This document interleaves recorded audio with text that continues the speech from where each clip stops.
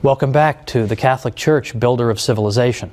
I'm Thomas Woods. Before the break, we were talking about all these areas in which the Catholic contribution to our civilization has been indispensable, but in which it's largely neglected.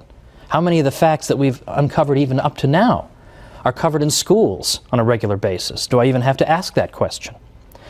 But I teased you a little bit with the idea of the Catholic Church as having helped to give birth to science in Western civilization just before our break here. What did I mean by that? Well, I'm going to tease you a little bit again, because by next time we're going to get into the sciences in real depth, the next 3 episodes in fact, because here I think we have the aspect of Catholic history that is most often mangled and distorted, and most often used, I think, as a bludgeon with which to beat the Church over the head. And I want to show that this is largely without merit. What I at least want to tell you for now is that it really is true that over the past 50 years, scientists who write the history of science have begun rethinking the old arguments against the Church and said, you know what, on second thought, the Church actually did very important things. There's a reason that science took root and then was sustained for so long in Western civilization, whereas it wasn't in others. And this, it turns out, is not in spite of the Catholic Church, but in some ways because of it. Now, 100 years ago, it's true, you would have read a book by Andrew Dixon White called, that refers to the alleged warfare between religion and science in Western civilization.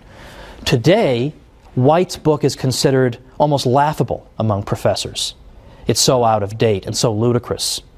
Today, you have professors like Edward Grant writing Cambridge University Press books. You've got Thomas Goldstein, A.C. Crombie, David Lindbergh, and many besides. And what they all agree on is that you can't just say the Church was an opponent of the sciences. To the contrary, there were aspects of Catholic thinking that were indispensable for the development of science. And we're going to get into specifically what were those. But right now, I want you to know that this old myth is being overturned by professors.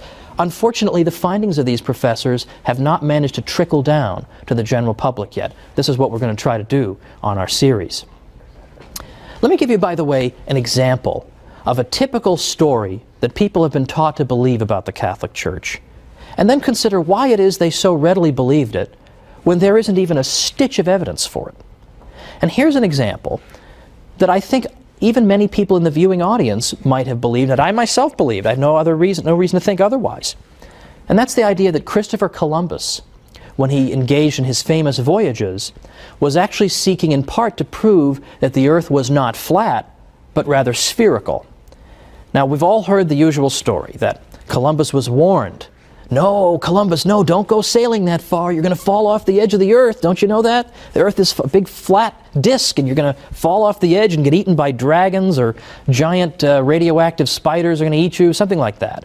He was warned about all this. Don't do it. Well, he did it anyway, and this goes to show how brave and wonderful he was. Now, I don't dispute that Columbus was indeed a brave and skilled navigator. But Columbus himself, were he here today, would tell you that he was not seeking to prove the Earth was spherical. Why? Because everybody already knew it. Everybody already knew the Earth was a sphere. In effect, no educated person in Europe believed the Earth was flat. That is a myth. That's an almost absurd myth.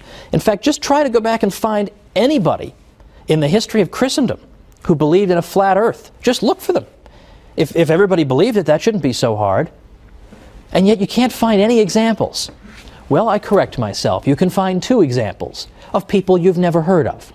Lactantius, for example, from the late 3rd and early 4th centuries. He had no influence on anybody, and in any event, he was speaking more allegorically than anything else. The other person who seems to have believed it was a 6th century figure named Cosmas Indicopleustes. You ever heard of him? Neither have I.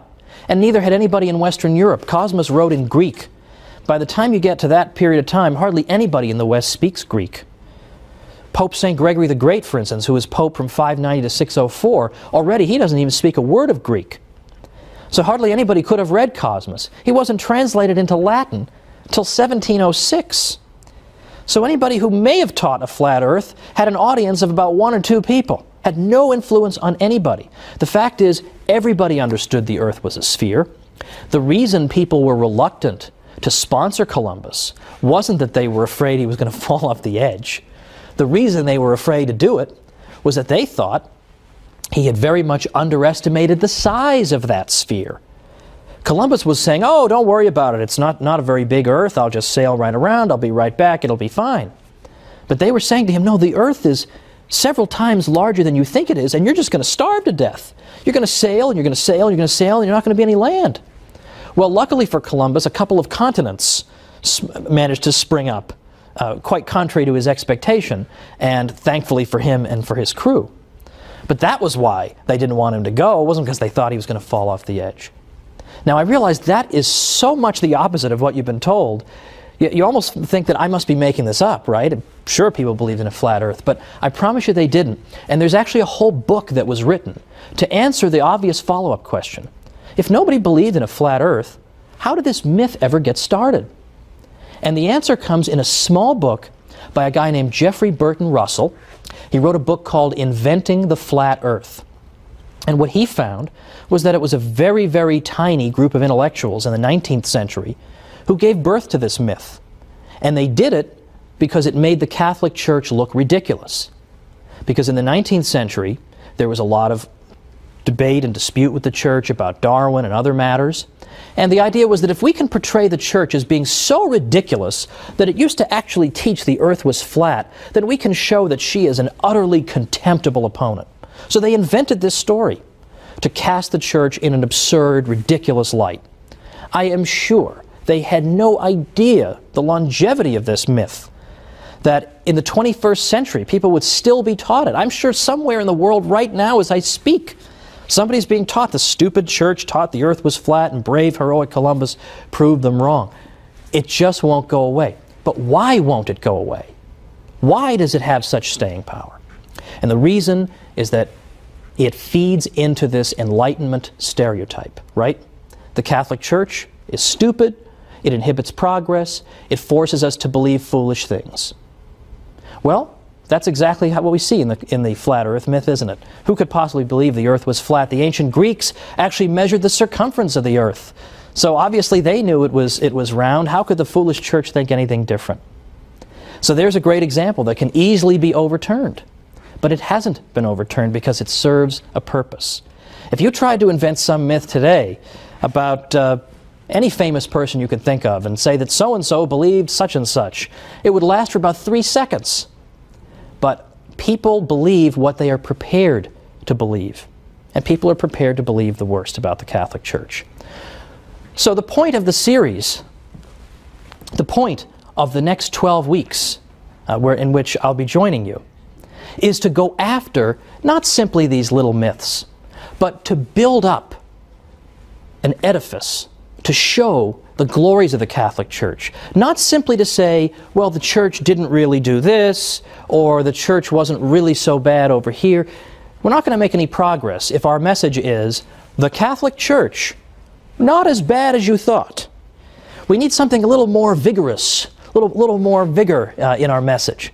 We need instead to say, it's not simply the Catholic Church isn't as bad as you thought, or she didn't really teach the Earth was flat. We can't win by always running around putting out fires. Nobody ever built a house by putting out fires. Fires have to be put out, it's true. But we understand that we can't build if that's what we're always doing. If we're always letting opponents of the Church define the debate for us, then we're always going to be on the defensive. And it seems to me, given the state of our civilization, that it's about time that we went, shall we say, on the offensive. And we showed people all the glories of the Church, and we showed them all this hidden history. So we don't have to say, oh, we're not really as bad as you think. We're far more glorious than we ourselves even realize. And we are going to be up against, well, frankly, very, very influential people in this world. I'm sure many of you remember that the European Union's Constitution excludes all mention of the Christian influence on Western civilization.